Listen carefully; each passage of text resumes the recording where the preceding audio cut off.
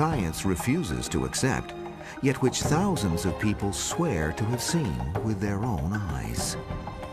Every loch in Scotland isn't talking about having a monster in it. Loch Ness is talking about having a monster in it.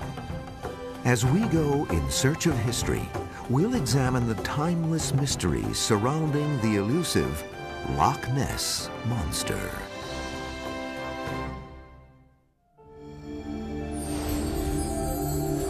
Deep in the human psyche, there lies a need to believe in something fantastic, something powerful, be it God, ghost, or monster.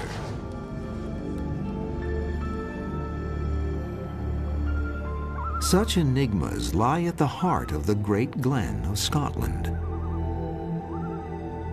This 60-mile crevice, formed by the awesome flow of glaciers over 10,000 years ago, pierces the Scottish Highlands from coast to coast.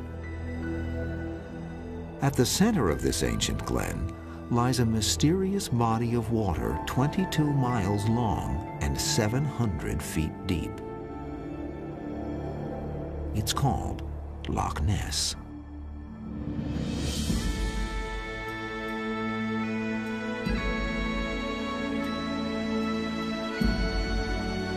The folkloric tales of the ancient Highland Scots are filled with accounts of strange beasts called kelpies or water horses. These ghostly figures make their homes in rivers and lochs, and according to the lore, disguise themselves as horses, then wait patiently by the shore to lure innocent mortals onto their backs.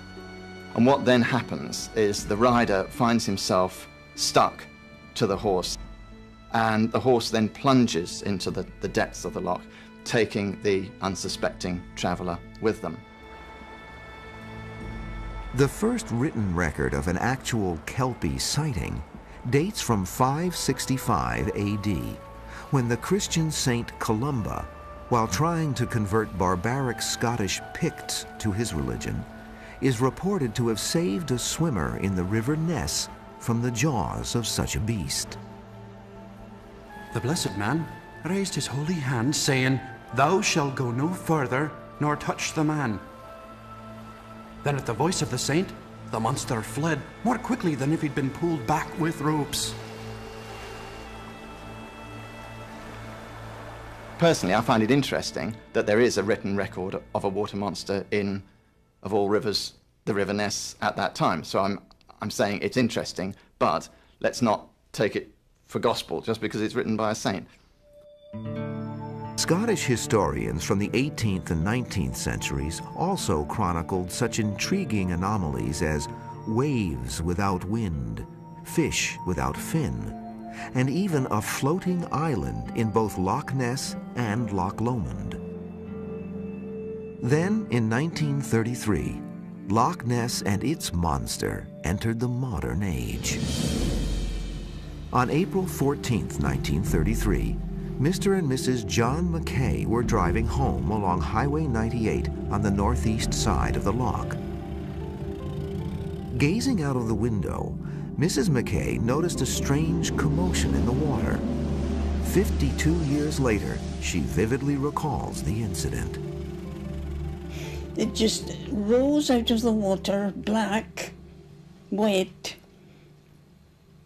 with the water rolling off it. And I yelled at my husband, "Stop the beast." Word of the Mackays' sighting soon reached Alex Campbell, the local water authority and part-time correspondent for the Inverness Courier. And he put in a report that a mysterious monster, possibly the Great Kelpie, had been seen in Loch Ness. And so it grew, a monstrous myth was born at that time, and it grew in the newspapers. Soon more sightings were reported in the local papers. Most described several undulating humps on the surface of the water. Some were of a single hump, similar to an upturned boat, sometimes stationary, sometimes moving purposefully. Other witnesses added details like flippers or a tail, and in a few cases, a head and neck. In October, the larger British newspapers picked up the story.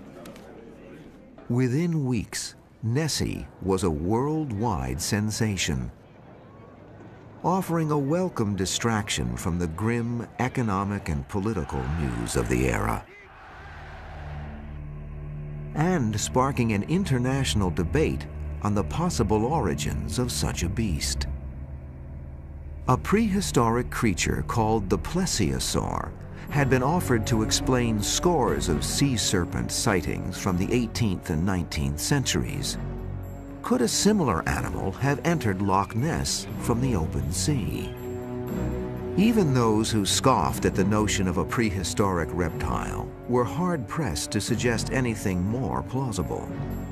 Many witnesses thought the speed and movement resembled an eel, but no eel known to man exceeds 8 or 10 feet in length. A whale would certainly meet the size requirements, but it would be impossible for an animal of that size to enter the Caledonian Canal system, which joins several lochs across the Great Glen of Scotland from the Atlantic Ocean to the North Sea.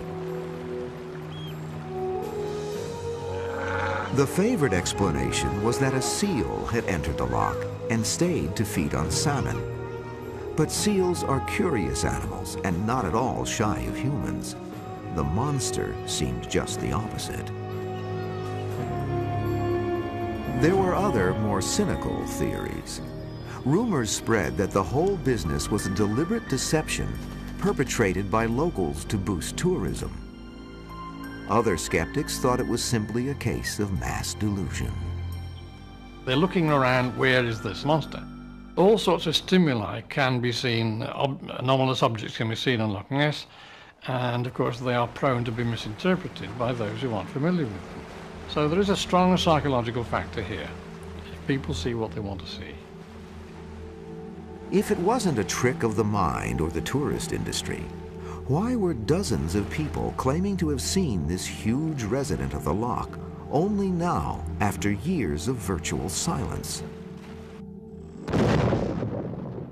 The recent construction of a highway around the loch was one answer.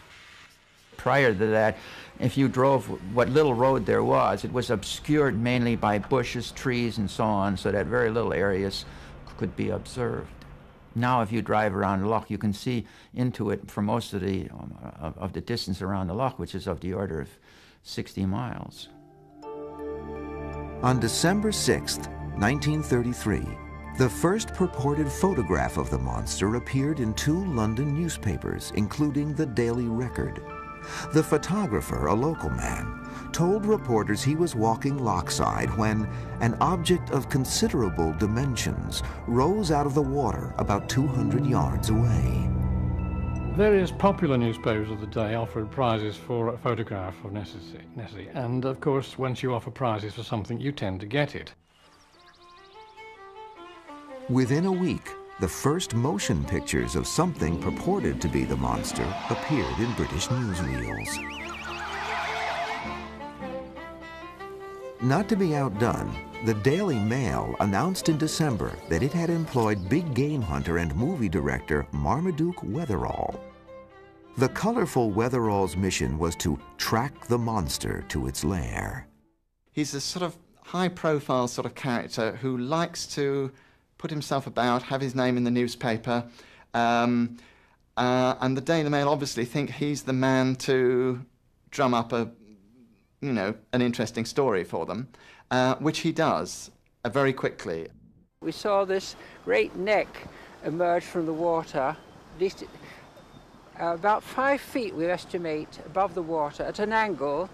Head and neck seemed to be one, moving slowly towards the middle of the loch, rather slowly, for about 20 seconds. We never caught sight of the humps, but this great neck moving along, then it moved down with a sideways kind of motion and disappeared. And we hadn't drunk a drop of whiskey that morning.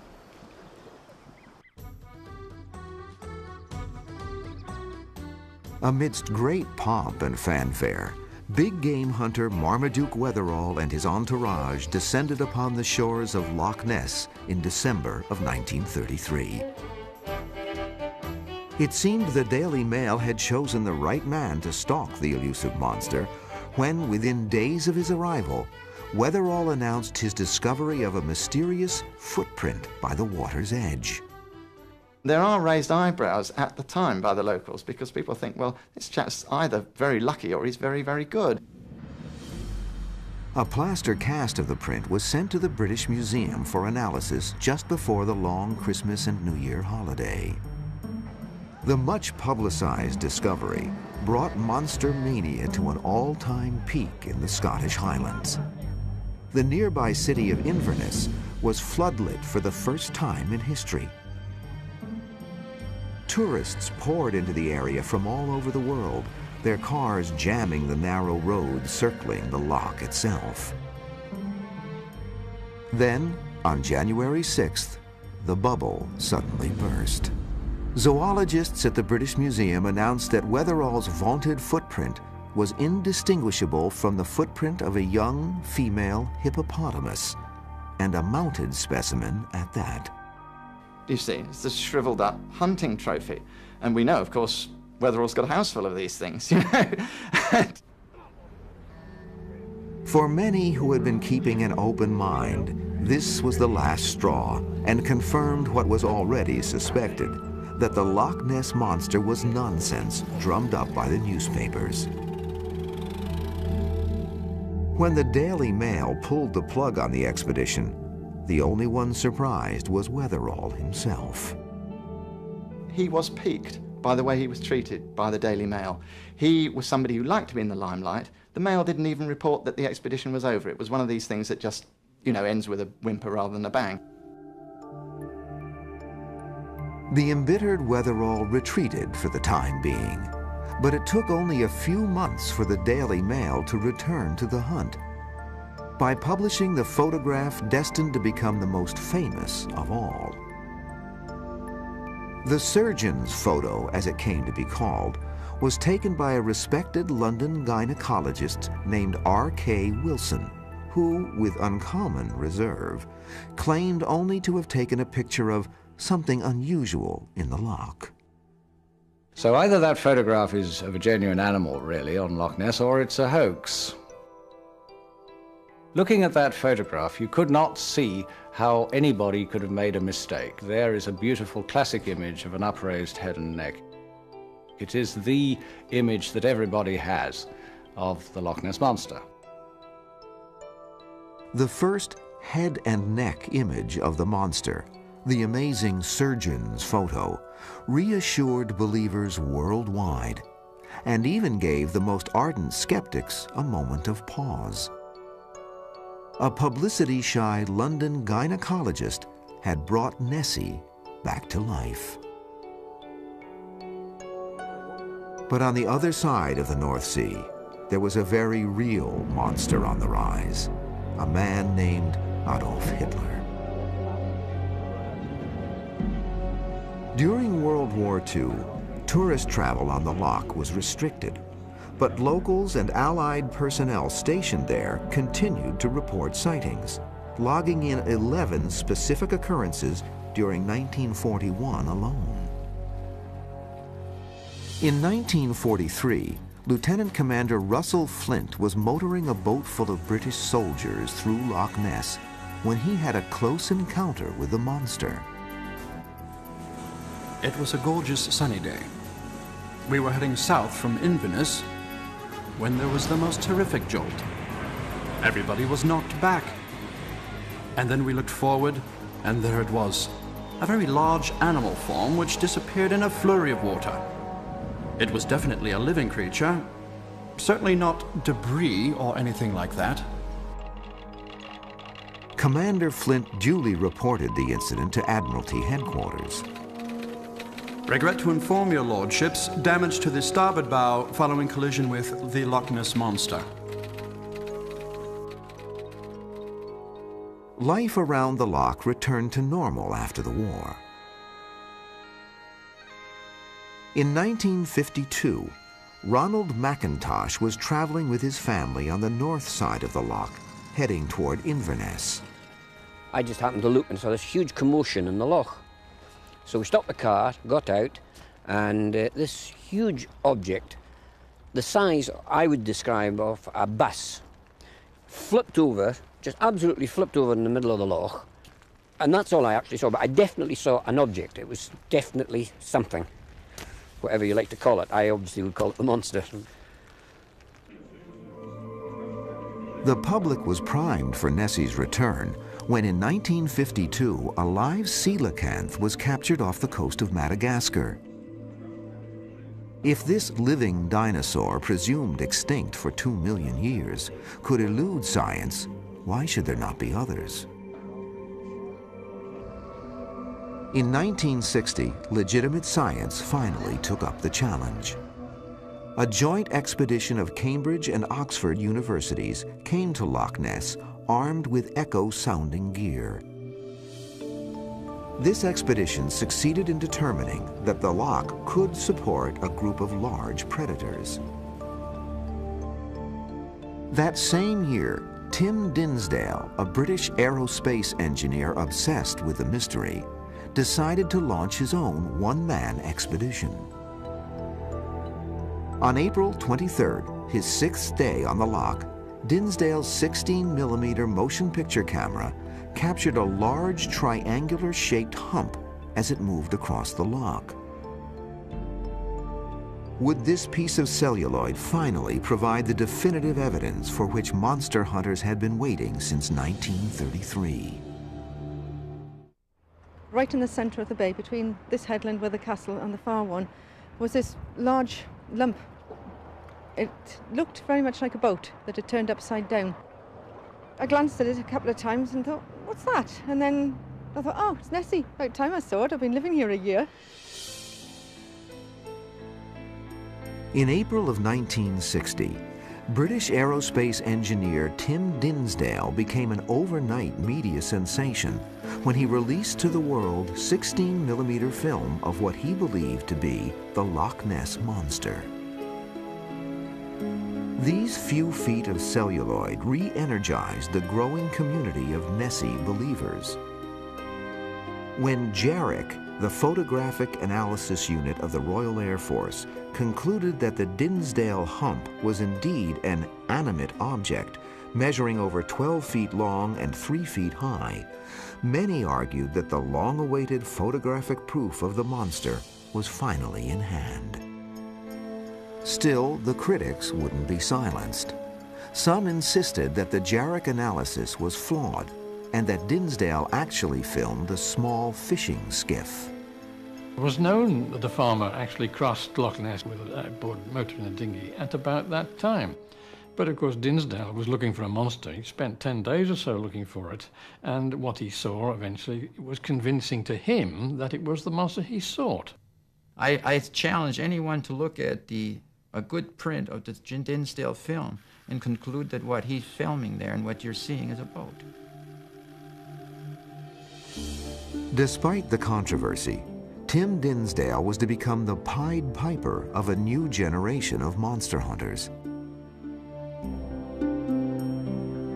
In 1961, war hero and esteemed member of Parliament David James and a cadre of passionate volunteers formed the Loch Ness Investigation Bureau, or LNI, dedicated to proving the beast's existence.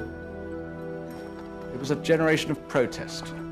And many of the volunteers of the Loch Ness investigation, I think, were here every bit as much to discredit established science as to solve a zoological mystery. So it was a sort of I almost see it as a bit of a protest movement in the 1960s, a vindication of human nature over academic arrogance. James and his team logged over 10,000 hours of surveillance every summer. Yet the more they watched, the more they learned about the potentially deceiving natural phenomenon of the loch itself. On warm days with flat, calm water, often called Nessie weather, Inversion layers cause mirages that can distort and magnify ordinary objects or animals. Roy Mackal, a biochemistry professor from the University of Chicago, fell prey to such an illusion when he first volunteered as an LNI photographer observer.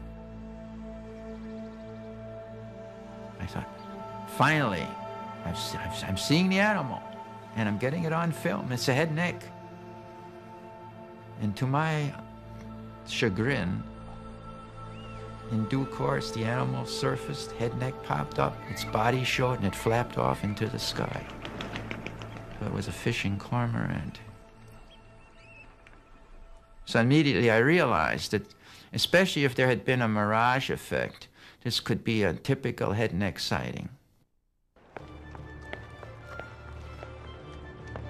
Local fishing boat skippers like Gordon Menzies can attest to peculiar displays of fluid dynamics that occur regularly on the surface of the loch.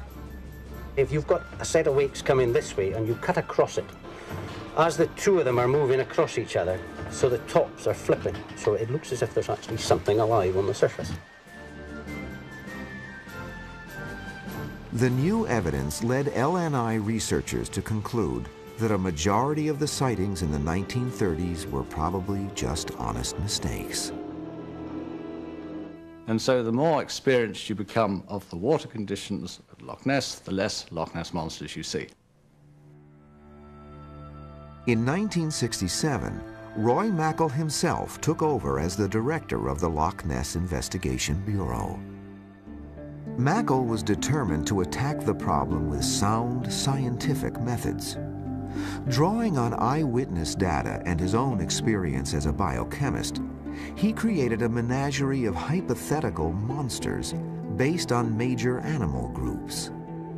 I took all of the evidence, not just the physical description, which you could call an identikit, but the environment, the temperature, the food supply that was available, all those aspects, and the reported behavior patterns. And almost has to be a mammal when you consider our ability to expend energy in cold water. Supporting evidence for Mackal's mammal hypothesis came in 1967 when an LNI cameraman captured the strongest motion picture evidence since Dinsdale. Experts at Jarek estimated that the visible portion of the object at the head of the wake was between 5 and 9 feet, far longer than any known animal at the loch. Unlike the object on the Dinsdale film, this monster clearly rises and submerges in the water. Only small portions were showing. And this would be the kind of example of a fish feeder that was tracking fish as food, swimming as rapidly as possible. I mean, it makes perfect zoological sense. It doesn't mean that that's the case, but at least it's a reasonable interpretation of the film. Under Mackal's leadership, support flowed to the loch in the form of corporate sponsorship. More funding meant more sophisticated methods. The most promising new avenue of research was sonar. But the skeptics pointed to the basic flaws of sonar technology as an explanation. And Loch Ness is like a trench with nearly vertical walls, and so sonar is going to be bouncing back and forward from these walls and from the bottom. It's not therefore a very reliable tool for exploring a lake, and especially not Loch Ness. In 1969, the 6-man submarine Pisces and its crew reported sonar contact with a large moving object and approached within 100 yards before the target receded and disappeared.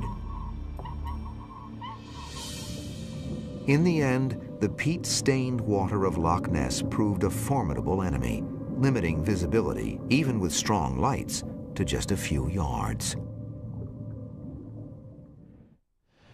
3/4 of the way across this bay, something just went for about 10 seconds through against the waves, putting up quite a wash as it hit each wave. So it just went against the waves, and all we could see was the water being thrown up. We both stood there in amazement. It's like, what's that going through there? And then by that time it's gone. It was that brief. In 1971, the Loch Ness Investigation Bureau permanently closed its doors. Its hunt ending in a matter reminiscent of big game hunter Marmaduke Wetherall's back in the 30s, with a whimper, not a bang. Had this ambitious and expensive quest been merely a grandiose folly? We would all like to find a real live dragon. And as long as there are people looking at Loch Ness and seeing things they don't understand, that dragon will live. As some dragon slayers retreated, new ones took their places on the field, armed with even more impressive weaponry. The hunt for Nessie now moved underwater. At the forefront of that effort was the Academy of Applied Science, or AAS, led by a Boston attorney and MIT graduate named Robert Rines.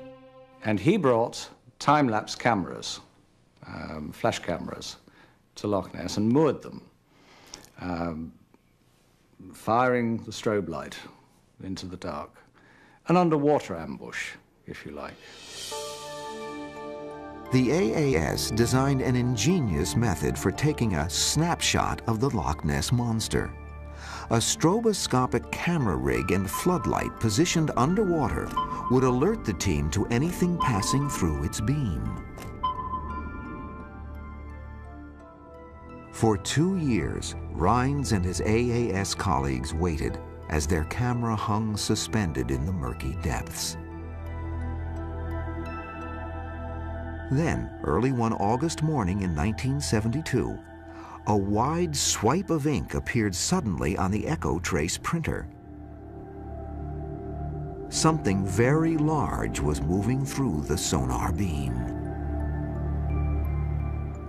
The AAS rushed their film to Pasadena's Jet Propulsion Laboratory for computer enhancement. The results were astonishing. 2 of the stills yielded remarkable images of a flipper-shaped object, apparently cruising past the camera lens. Energized by their success, the Academy of Applied Science returned to the Loch with an improved camera rig in 1975. The result was a new set of photos, which were destined to cause a firestorm of controversy. The first photograph, after computer enhancement, seemed to show a body with a long neck and head. The second photo was analyzed by a noted zoologist who claimed that the object showed signs of bilateral symmetry, suggesting eye ridges, nostrils, or other protuberances.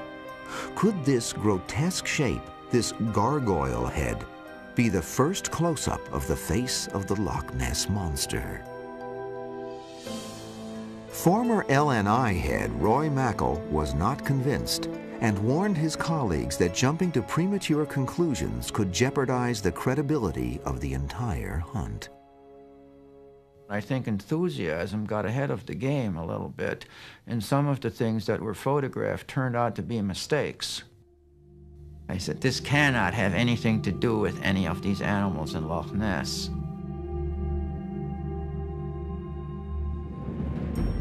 Yet the creature's fans were not to be dissuaded.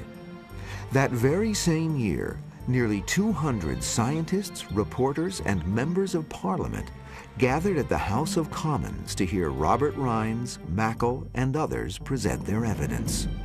More than 40 years after her mystery began, Nessie would finally have her day in court. What happened is we each made our presentation with the emphasis being on the Rines photographs, the actual screening of those pictures and the discussion, the details of how those were obtained, the size, shape, and all that sort of thing. These earnest Nessie researchers were besieged with ridicule and criticisms. Scientists from the British Museum insisted that the photographs did not constitute acceptable evidence of the existence of a large living animal. the upshot was that, you know, the monster people went away thinking, oh, well, you know, we did our best and these stuck-in-the-mud scientists won't believe us, you know, what can we do? And then it all went quiet. I saw an object that I would describe as whale-like surface. And we watched it just track right across the loch. And the interesting thing is that this, to my knowledge, is the longest corroborated view, absolutely authentic, with 7 witnesses that I know of.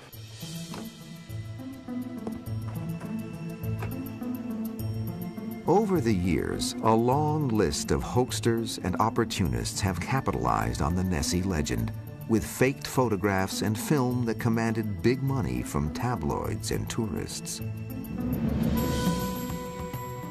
Even more damage has been done when well-intentioned scientists allowed enthusiasm to distort their perception. In the 1980s, Robert Rines and the experiments which produced the much-touted gargoyle head photo drew fire from skeptics and true believers alike. For me personally, as a diver and as an underwater worker, I recognized those pictures as the bottom of Loch Ness, you know, the bottom of the loch. I couldn't see what all the fuss was about. Investigators soon found several serious lapses of methodology and interpretation in Rines' photographic and sonar data. The camera rig, which Rines had claimed was steady at that time, was in fact rolling about on the bottom of Loch Ness and picking up pictures of all sorts of things, including the bottom of his own boat. The picture that is alleged to show a gargoyle head is more debris on the bottom of Loch Ness. And if you rotate this picture through 90 degrees, it'll be clearly seen that it is debris on the bottom.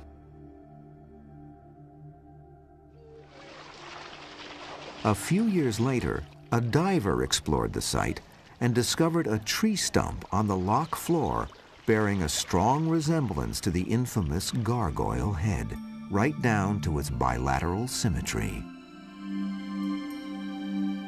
Then came the most damaging revelation, that overzealous magazine editors had retouched with an airbrush the famous 1972 Flipper photos.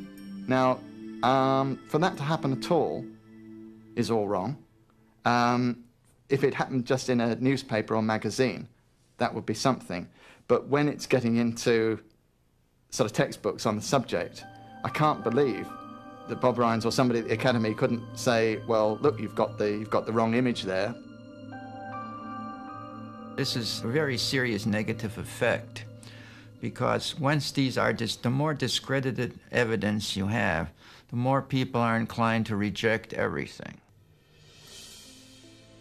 With Rines himself now doubting the validity of his photos, the hunt for the Loch Ness Monster lost much of its hard-won scientific credibility. Then in 1994, independent researchers Alastair Boyd and David Martin uncovered some startling evidence about the most potent and convincing of all Loch Ness icons, the previously incontrovertible surgeon's photo. A trail of suspicion that led back to, of all people, the Daily Mail's first hired monster hunter and hippopotamus foot hoaxer, Marmaduke Wetherall. Wetherall, furious at the Daily Mail for unceremoniously dumping him after his infamous trickery was uncovered, set out to wreak his revenge. Boyd and Martin learned from his 2 sons that Wetherall conspired with them to fashion a 2-foot monster out of a toy submarine. He simply did this just to amuse himself. He got his own back on the Daily Mail in his own way. He said, well, they wanted their picture of a monster. Let's give them one. You know, let's give them one. Film in hand, Wetherall now needed a solid, upstanding citizen who could claim to have taken the photograph. A fellow conspirator had a friend who liked to play practical jokes. Respected gynecologist Robert Kenneth Wilson. Yes, he was a surgeon. Yes, he had a lot of letters after his name, but he did like a practical joke. This is the guy to front this photo for you. All of a sudden, in April, the Daily Mail get offered this wonderful head and neck photograph of the Loch Ness Monster, not by Marmaduke Wetherell, but by a London surgeon called Robert Kenneth Wilson. And they go for it, hook, line and sinker. Although he has proven the most cherished Nessie image to be nothing but a vengeful prank, Alastair Boyd maintains that he has not killed the Loch Ness Monster. On the contrary, he claims to have indisputable proof that it exists. He swears he saw the creature with his own eyes. After the thing swept round, this hump came rolling forward. So there's this huge hump, which is like looking at a whale, 20 foot of this thing, just sitting there on the surface, just over 100 yards from us. It's extraordinary. You cannot believe your eyes. You're looking at something which is in no textbook in the world on natural history. There's nothing in Loch Ness bigger than a big salmon or an otter. There's no huge animal more than 20 feet long, according to, establishment science. It doesn't exist. You're looking at something that doesn't exist. And there it is, large as life, and it's extraordinary. Alastair Boyd still studies the loch, convinced someone will soon uncover proof of the animal's existence. Meanwhile, researcher Adrian Shine was determined to shift the emphasis of the investigation from the abnormal to the normal.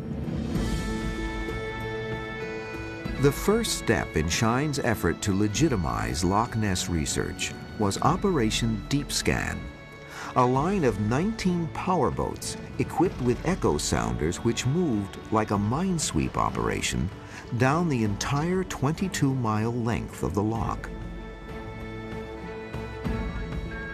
Part science, part publicity stunt, it became one of the biggest media events of 1987. But Nessie was not far from everyone's mind. We used it as another sort of mine-sweeping exercise. We were sweeping Loch Ness safe for science. That's what we were up to. On day one, Operation Deep Scan detected 3 large objects in open water, which could not be found or identified later. But on day 2, there were no unusual sonar hits. And what I ended up saying, unpopularly, was that there weren't any 30-foot plesiosaurs in Loch Ness after all, oh groans, that if there was anything behind it at all, maybe there were some big fish involved. That was about as far as I could go at the time. I, of course, have the benefit of finding so much else in Loch Ness to interest me. And perhaps I slew my dragon. I might take a personal satisfaction in that, but I don't expect anybody else to thank me for slaying theirs. Others insist that Deep Scan proved nothing except that the animals are sensitive to disturbances in their habitat, which explained the lack of hits on day 2. It's not a no-go area anymore. I mean, all right, they aren't looking for Nessie, but it is becoming safe for science. And the more that it becomes safe for science, the more chance there is that ultimately this will lead to research which will prove these animals' existence. And I mean, anything that does that, I'm very much in favour of.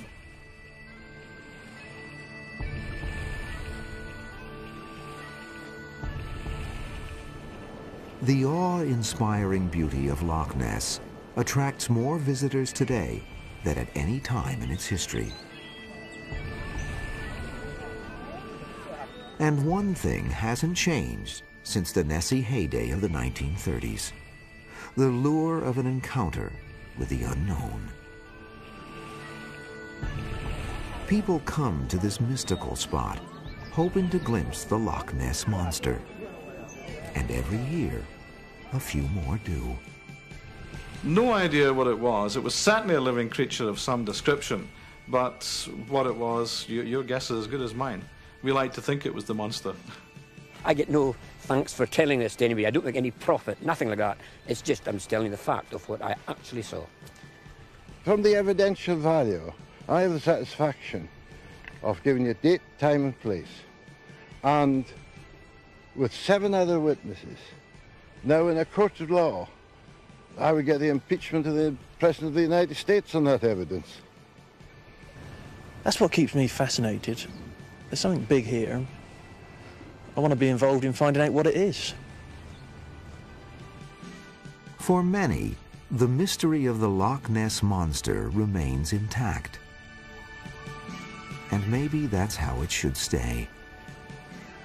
The riddle is often more fascinating than the solution for those who go in search of history.